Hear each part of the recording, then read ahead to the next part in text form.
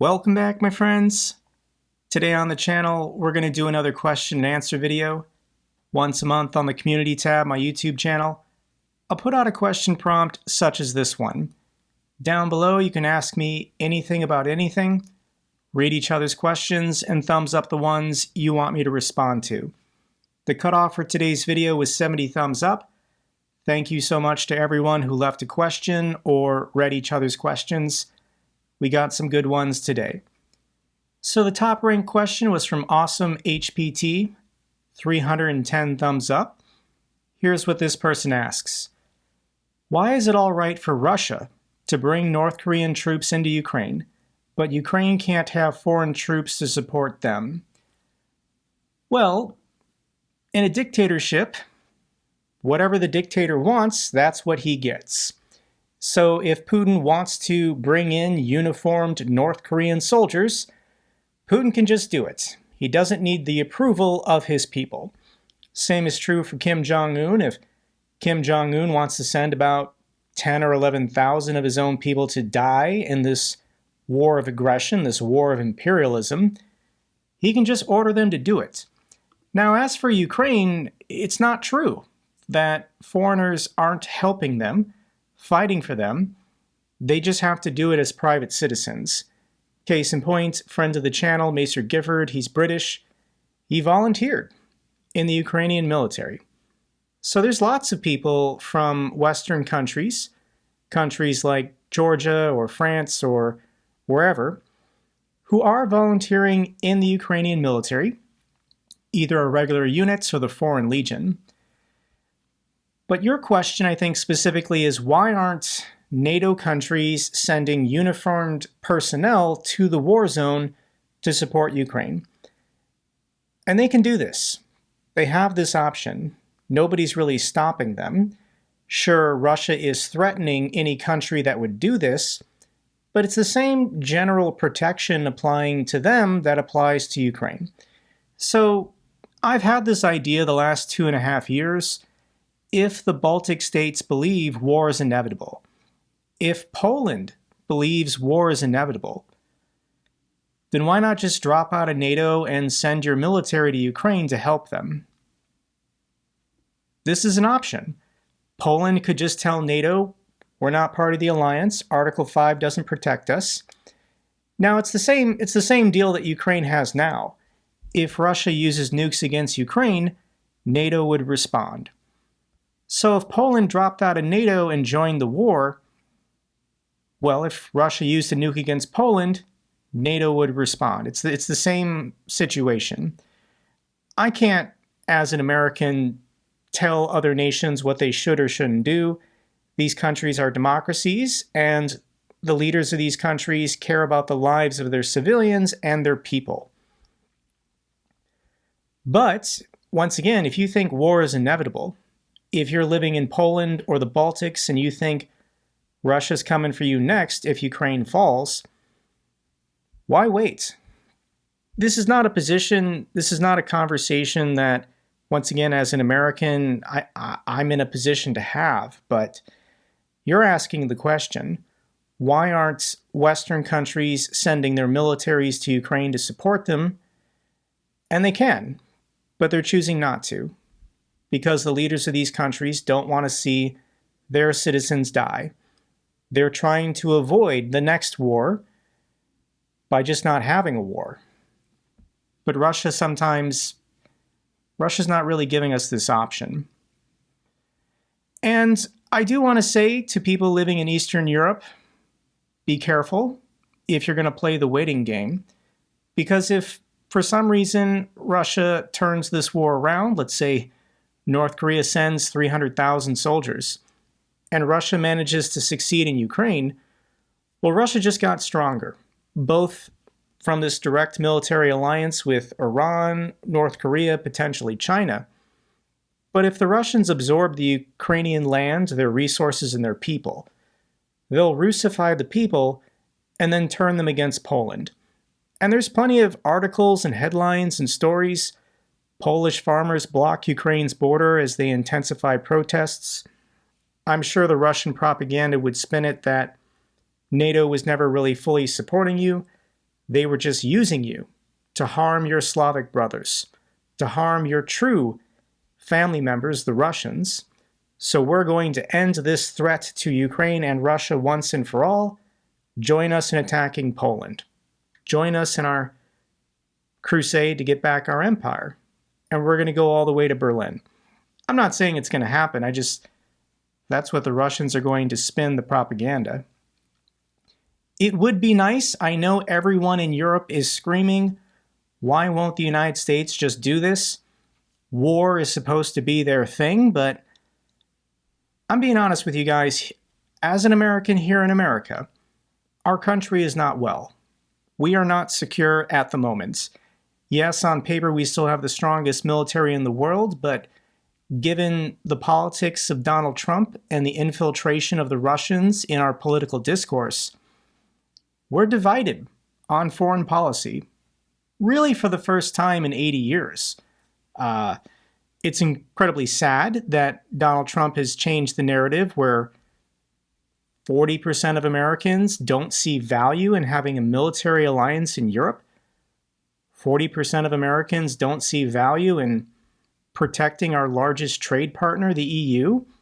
There's over 1 million American citizens living and working in Europe, and 40% of Americans say, screw those people, we don't need them.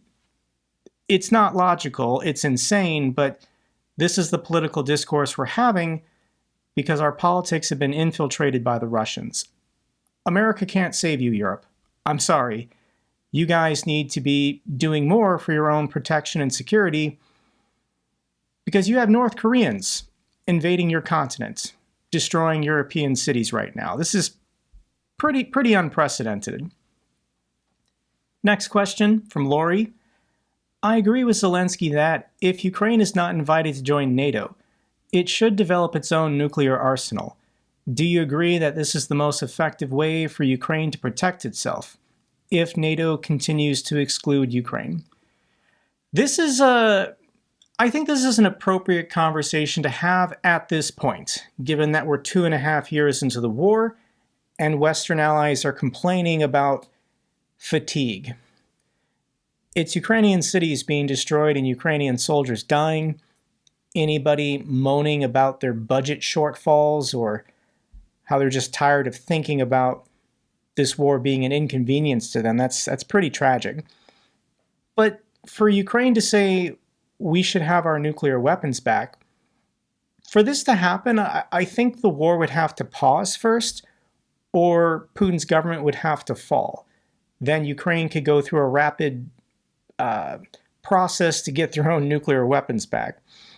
But if there is credible intelligence that Ukraine is seriously trying to do this, then I think that would give Russia the excuse to use nukes first. So this is a dangerous game that Zelensky has been deliberately avoiding. But this is the message he's sending to NATO partners. Invite us to join. Get serious about us joining or some kind of real security guarantees. Otherwise, we have no choice. The Russians on Kremlin State TV are saying they're never going to stop. They're going to keep going until they get all their territory back that they claim once belonged to the Russian Empire. They're going for Poland. They talk about going back to East Berlin. Not saying it's going to happen, but I think this is the appropriate conversation to have. We should be having this conversation in the West. This is a strong counterpoint. Why should we continue supporting Ukraine if we lose the political will? Then they're going to pursue nuclear weapons.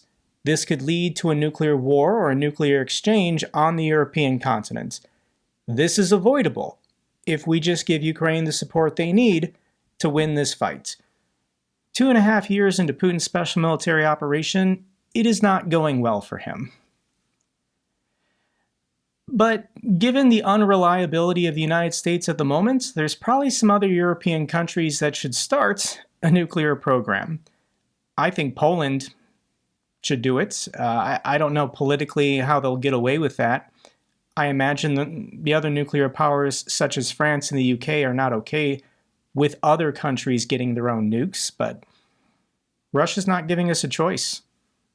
There is the serious potential this war could get more deadly and more devastating before it's finally over. Next question, why is Donald Trump allowed to outright lie on national television without any legal recourse? Donald Trump lies all day, every day about everything. And the fail-safe for this in a democracy, if politicians or political leaders exercise their right to free speech and choose to lie, well, then the voters are supposed to hold that person accountable. And to a certain extent, they did. Donald Trump was kicked out of office in 2020. He clearly lost the election. But then we had a Republican primary, and the Republican base just brought him right back. And he saw that as a victory. He was allowed to come back. He got the nomination again. And so he's just doubling down, lying even more than ever. These Haitian immigrants in Springfield, Ohio are here legally. He signed the executive order extending their protected status. And there's no credible reports of any of them eating cats or eating dogs or eating pets. But this fits his narrative that anybody coming here with brown or black skin is poisoning the blood of America. That was the language he used. Immigrants are poisoning the blood of America. And so, in the absence of real stories, just make stuff up. Haitian immigrants are eating people's cats and dogs in Springfield, Ohio. And Donald Trump is just a celebrity. He's been a celebrity for 40 plus years. Going back to the 1980s, Donald Trump has always been a self-promoter. His name and his brand has been his most important assets, more than any of his real estate deals. We have a Comedy Central roast of Donald Trump that you can watch that aired in 2011. People are used to laughing at this guy. They're used to joking with this guy. They're used to not taking anything he says serious. So he's been granted this political immunity by his base, where he lies, and if it upsets liberals, if it upsets Democrats, this gives satisfaction to conservative voters. They think this is some kind of mental jujitsu where he's trolling the woke elites. I don't know. I can't even use that language that they use with a straight face. It's so absurd. But this is where we are. Donald Trump lost the 2020 election by huge numbers. He lost by 7 million votes. He lost by over 70 electoral votes. This election wasn't even close. He would have needed successful court challenges in 3 different states to overturn the results of this election, but for 4 years he's been saying it's been stolen. If the election was stolen, how was it stolen, and where's the proof? If there was any proof, it would have gone through the courts, it would have made it to the Supreme Court, and the 6 Republicans on the Supreme Court would have ruled in favor of Donald Trump. If there was any evidence of wide-scale election fraud, Speaker Mike Johnson and the House of Representatives would have investigated it, would have subpoenaed people, would have held congressional hearings. There have been no congressional hearings in the last 2 years because there's no evidence. There's only rumors, hearsay, lies, and fraudulent court cases where people are just wasting time and money. So the question is, why are conservatives or Republicans embracing Donald Trump, who's a compulsive liar? And it's because losing sucks. When you care about your issues and your politics, and then you lose a national election, I imagine, well, I know what that feels like, voting for a guy who didn't win in a previous presidential election. But for Republicans and conservatives here in the United States, this has been happening a lot the last 30 or 40 years. The Republicans lost the popular vote in 2020, 2016, 2012, 2008. They won the popular vote in 2004, but they lost it in 2000, 1996, and 1992. So since the year 1992, the Republicans and their positions, their policies, their opinions have failed to get a majority in our democracy 1, 2, 3, 4, 5, 6, 7 out of the last 8 presidential elections. So when your issues that you care deeply about fail to get a majority support 7 out of the last 8 elections, you get a little desperate and you start embracing a grifter like Donald Trump, who compulsively lies about everything, and you think, maybe this is what I need to do to get what I want: tax policy, immigration policy, abortion, gun rights, whatever. It's sad. I think they should just have better candidates that can more forcefully or coherently argue their positions. But they're choosing not to do that. They're choosing to embrace a compulsive liar. Next question from Rob.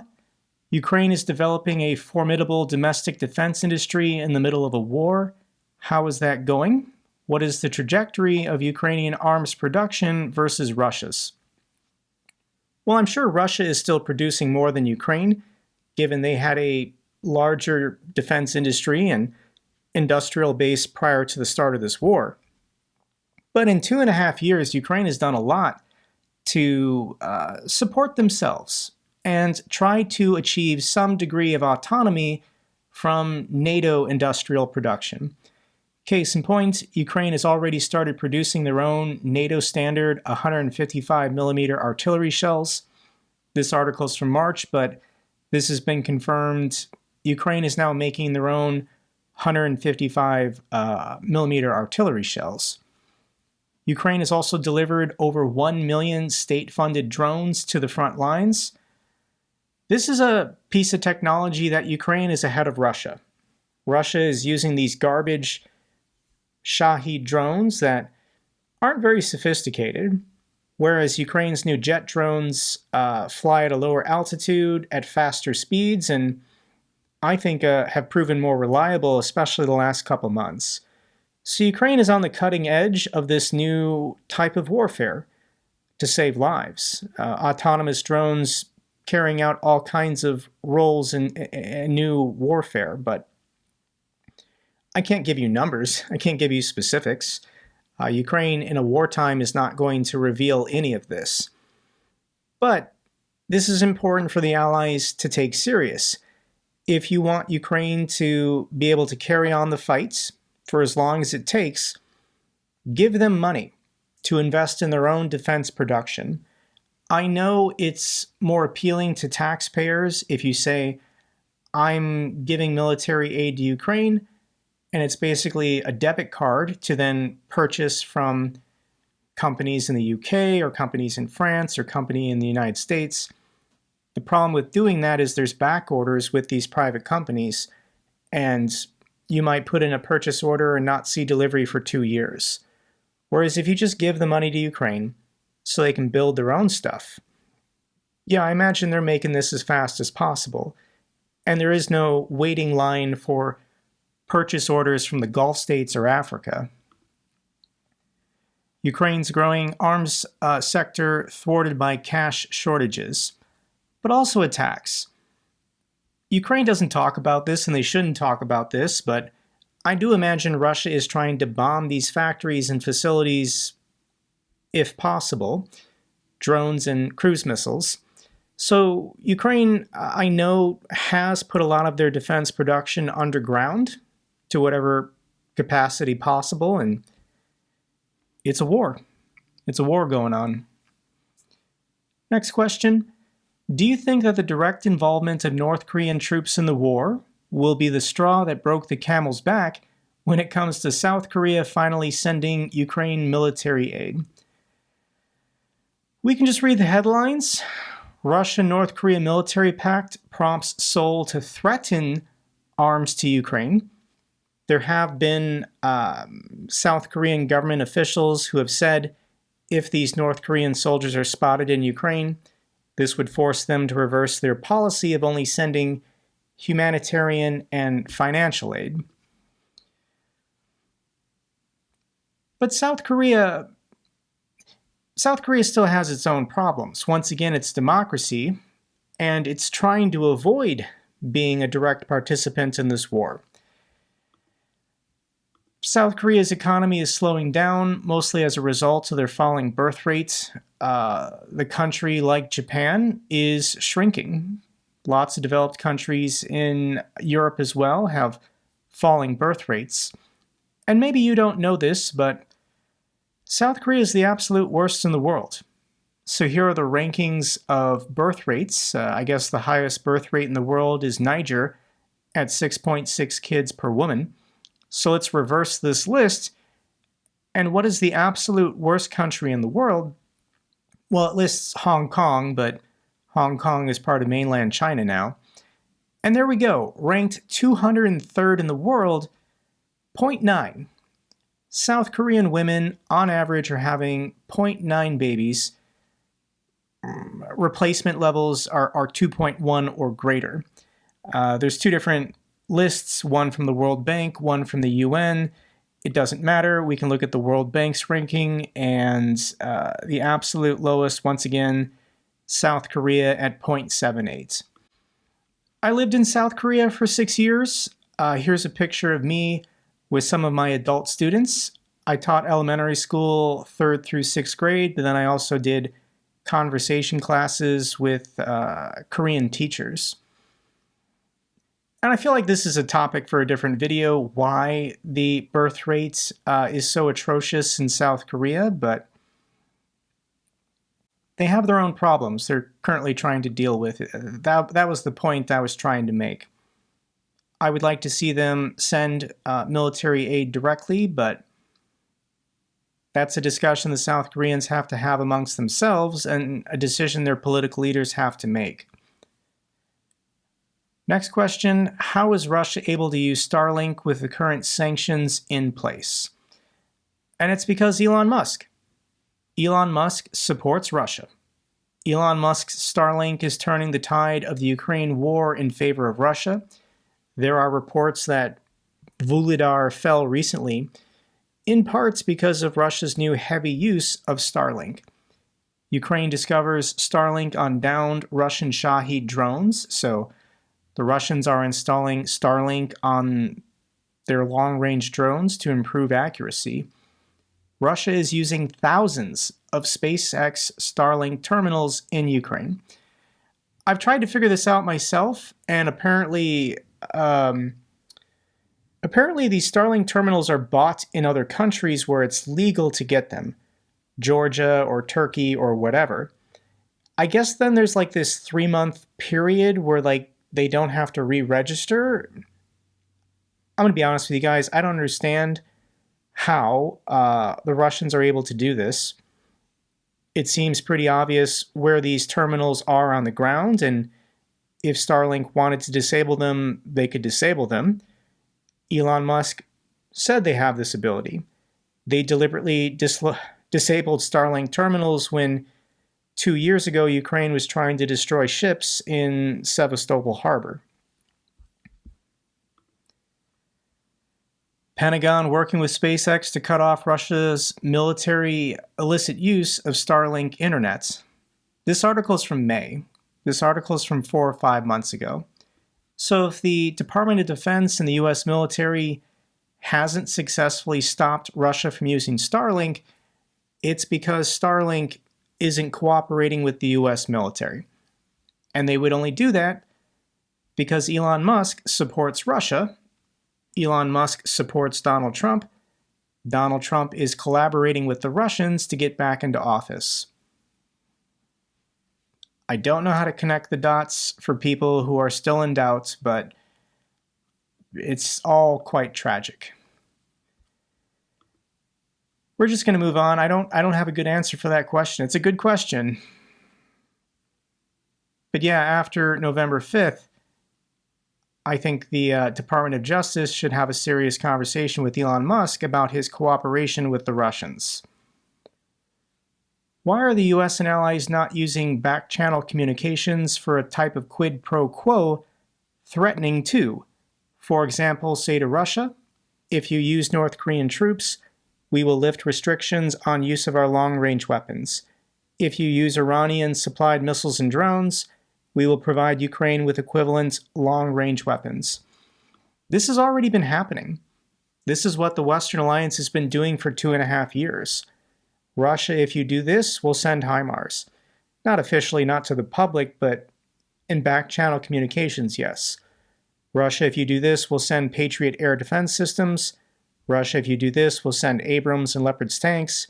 Russia, if you do this, will send F-16s. And the Russians don't care. They just keep doing it. Because they're a dictatorship. And the guy in charge is delusional about how this war is going in his favor. Case in point, everyone just kind of forgets this, but the Russians launched a major new offensive into Kharkiv in May, and this went disastrously. This was an escalation. Russia has never claimed that the territory of Kharkiv is their country. They didn't have a fake referendum. But because Russia did this, the United States told Ukraine you can now use Gimler's rounds and donated Western shells and heavy armored vehicles within about 100 kilometers of the border. This was a disaster for the Russians. This has been a nightmare for their logistics supply lines, especially in the city of Belgorod. And it ultimately led to the invasion of their territory in Kursk. This never would have happened if Russia hadn't escalated by invading Kharkiv in May, forcing the Western allies to change the policy to allow strikes inside of Russia up to 100 kilometers with Western weapons. Putin is just delusional. He's crazy. This guy's a dictator. He's convinced himself that if he doesn't get a tangible victory in Ukraine, he's going to get murdered by his own people. So he's fully committed. He thinks his life is on the line. And yeah, I mean, you watch my videos, you're part of this war now. You understand what's at stake. It's not going to change, I think, anytime soon. Next question is from Andrew. Hi, Jake. North Korea has invaded Europe. Why does this barely make the news? Can Ukraine expect any help from South Korea? So the first question, why does this barely make the news? And it's because Russia wants it to make the news. Sending only 10,000 soldiers isn't going to be a big difference. Russia on average is taking about 1,000 casualties a day. So only sending 10,000 troops means Russia has extended their war by only 10 days. Now, if North Korea had sent 300,000 or 500,000, that would be a different headline. So partly, the Russians are looking for a reaction. They're looking for people in the West to freak out, saying we need Ukraine to negotiate now. Here come the North Koreans. So by not overreacting, not over-publicizing it, this is actually beneficial for Ukraine's war effort. We'll talk more about that in future videos, I'm sure. But the second question, can Ukraine expect any help from South Korea? South Korea is still helping greatly. South Korea increases Ukraine aid to $394 million this year. They're sending financial aid, they're sending humanitarian aid. Ukraine needs both of these, and South Korea is doing their part. But as far as committing military aid, the Russians are threatening South Korea. Putin warns South Korea against arming Ukraine. So for the people of South Korea, they don't have abundant natural resources or even good geography. South Korea has no oil and gas. They have no natural resources. They have no diamond mines. They're a wealthy and prosperous country because the people work so hard, and they're a thriving democracy. They've embraced capitalism. After the Korean War, the North embraced autocracy and communism, and the South embraced capitalism, and they eventually got there with democracy, but They're a democracy now. And that's a lot to risk for what's going on in Europe, when Ukraine should have some pretty awesome allies in Poland, Germany, France, the UK.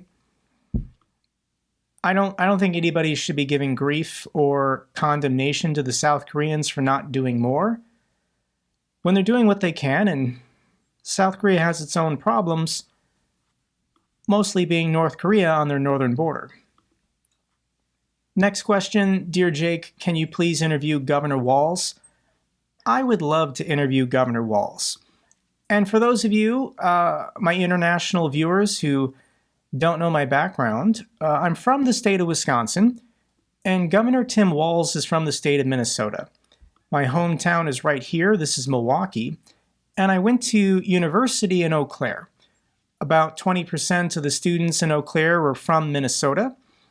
So I'm very familiar with Minnesota and Midwest culture, and when I see Tim Walz speak, I get this sense of familiarity because I've known so many people my entire life exactly like the guy. I love his YouTube channel. I love the videos and shorts he's been making, both his political ones, but also just him having honest, genuine interactions with ordinary Americans. Tim Walz is the most blue-collar, average Joe guy ever nominated by the two parties, probably in over 100 years. Tim Walz never went to law school. He's the first nominee for president or vice president by the Democrats in over 50 years who didn't graduate from law school. He's not wealthy. He has like a little bit, I think, in index funds, but he doesn't own multiple homes. He's not a billionaire. And this is the contrast. This is what I don't understand. Why there are so many small town and rural conservative voters who have embraced this guy. A guy from Manhattan, born and raised, a Democrat his entire life, living in a literal gold tower, saying that he's the representative of the average working Joe in rural America. Whereas this is Tim Walz and his family. This guy's a veteran. He served for over 20 years. This guy taught high school geography. He was an assistant football coach. He's a hunter. He's from, I think, Nebraska. This is a real opportunity for Americans to get a person who actually understands what it's like living in the middle class or even growing up in poverty. That is something Donald Trump and his entire family have never known, never experienced. Trump was born rich, born wealthy, and every action he's taken his entire life only shows he has contempt for ordinary workers, for low-income or middle-class Americans.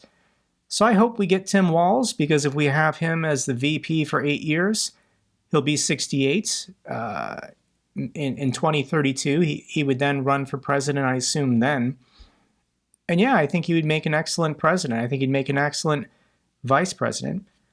Kamala Harris still has my vote. She's great too, but if you can't bring yourself to vote for Tim Walz, then you don't actually care about getting real representation for lower income Americans, rural Americans, or middle class Americans. You're just voting for a guy who lives in a gold tower who imports foreign wives to have his babies. It's weird, guys. Next question. I know you hate Trump as much as I do, but what would you do if he wins? And will Ukraine be able to resist Russia with no more military aid from the United States? Greetings from the Netherlands. So if Donald Trump does legitimately win, he will take office, because unlike Donald Trump, Joe Biden and the Democrats will concede the election and they will transfer power peacefully. So if you live in Europe, you guys got to figure it out. You're on your own. The United States is going to be in absolute chaos the next 4 years. Nothing is going to get better. Everything is going to get worse. And you're still going to have a war on your hands with the Russians. I don't think Trump will leave NATO because he can do more damage to the alliance staying inside of it. This is what Vladimir Putin wants of him, and Donald Trump is just going to do whatever Putin says. But this is the selective amnesia that Americans have. People saying that things were better when Donald Trump was president for 4 years, and no, they weren't. There was an incredible amount of civil unrest and rioting and protesting for the entirety of Donald Trump's presidency because he did nothing to unite the American people. He's the first American president we've had, maybe since Andrew Jackson, who has done nothing to unite the country, to try and bring people together, to try and find common ground. Donald Trump only talks about his enemies and what he's going to do to his enemies here in the United States. Case in point, there was lots of protesting in 2017. This was the women's Me Too movement. This was in response to Donald Trump and the grab him by the pussy, bus tape or whatever, and all these sexual allegations against Donald Trump being a total creep. Then there was the Black Lives Matter protests and riots. This was in 2019, early 2020, also during COVID. These are going to come back. If you're a conservative voter who was upset by all these protests and riots, we haven't really had them since Joe Biden took office. But as soon as Trump returns, these rioting and protests are going to come back because Donald Trump is incapable of using language to reach these people and stop them from being violent in our major cities. I don't want to see this happen, but this is what happened when Donald Trump was president. I also think the states are going to have to go rogue from the Justice Department or the FBI or whatever illegal shenanigans Trump tries to get into. State attorney generals will resist, and there's just going to be a million court battles and court cases. It takes time, like a year or two, for things to reach the Supreme Court to get resolution, and the goal will be just wait out Donald Trump. The man's 78 and obese. He could just keel over and die from a heart attack at any point. Or he could be removed from office by his own party, or who knows? That's the uncertainty that people are voting for if they vote for Donald Trump. You're asking me specifically, what am I going to do? Trump thinks journalists should be jailed. He has called for jailing any journalists who publish unflattering headlines of himself. Trump suggests he'll use the military on the enemy from within if he's elected. Yeah, Donald Trump is promising to kill and jail and eliminate anybody he doesn't like that opposes him and his agenda. But I'm kind of like a C-tier YouTuber. Like, there's prominent politicians, and Trump wants to jail Jimmy Kimmel and Stephen Colbert. So there's other people that will disappear or be murdered before me. But yeah, I'll continue the resistance. I'm a veteran. I'm a patriotic American. I'm going to do my part to continue opposing fascism.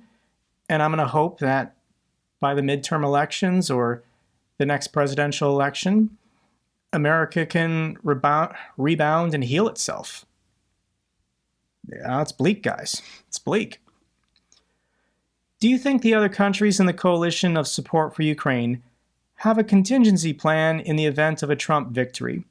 Are there any indications of what this plan might entail? Nope. There's no plan. There's no plan from the UK. There's no plan from France. There's no plan from Canada. There's no plan from Germany. If Donald Trump wins, it's everybody for themselves.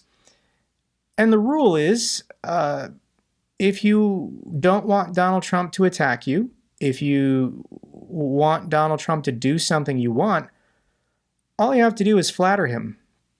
So I imagine there will be world leaders who all secretly hate Trump, who will just start saying nice things about him and praising him, because that's the only thing he wants. In exchange for cooperation, in exchange for access, in exchange for aid. I don't know. It's going to get real stupid. But the good news is all early indications. So ignore polls, polls don't vote, all the polls say it's close. But all early indications we have is that Donald Trump will be defeated in these critical swing states. Here's the early vote totals for the state of Pennsylvania. They're calling this the Democratic firewall. So we don't know who these people voted for, but we know what political affiliation they have when they cast their ballot. So 500,000 Democrats have returned their ballots, and only 212 Republicans. No party affiliation, 73,000, we'll just ignore those. Sure, there might be Democrats voting for Trump or Republicans voting for Harris, but let's just say they all cancel each other out, and it's just blue versus red. So the Democratic firewall in Pennsylvania is almost 300,000 votes. And the goal by election day is to have a 400,000 vote lead, because Republicans are more likely to show up and vote on election day. Democrats are more likely to vote early. So in the early votes, they have to build up a big advantage to overcome the same day voting from Republicans. Same thing's happening in North Carolina. Democrats at the moment have a slight advantage, 36 to 33.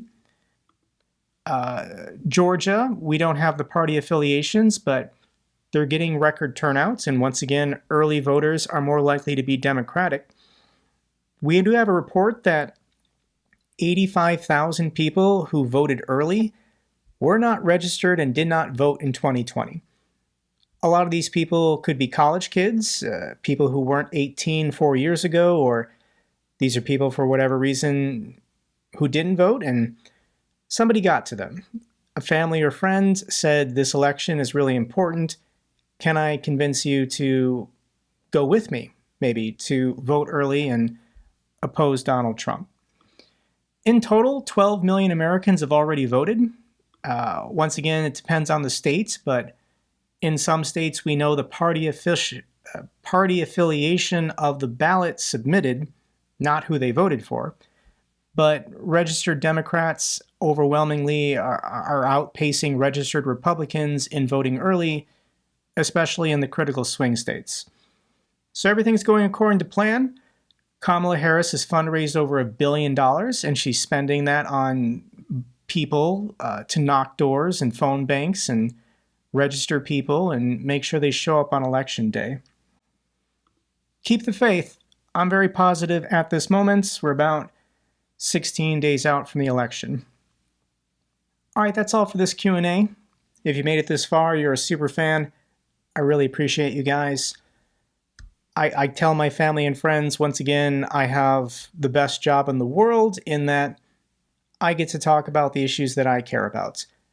All I do is learn interesting things every day and then share that knowledge with you through YouTube. It's an absolute blessing to have this platform and to have your viewership and your support. You guys are incredible. Thank you so much for everything. Until the next video, take care.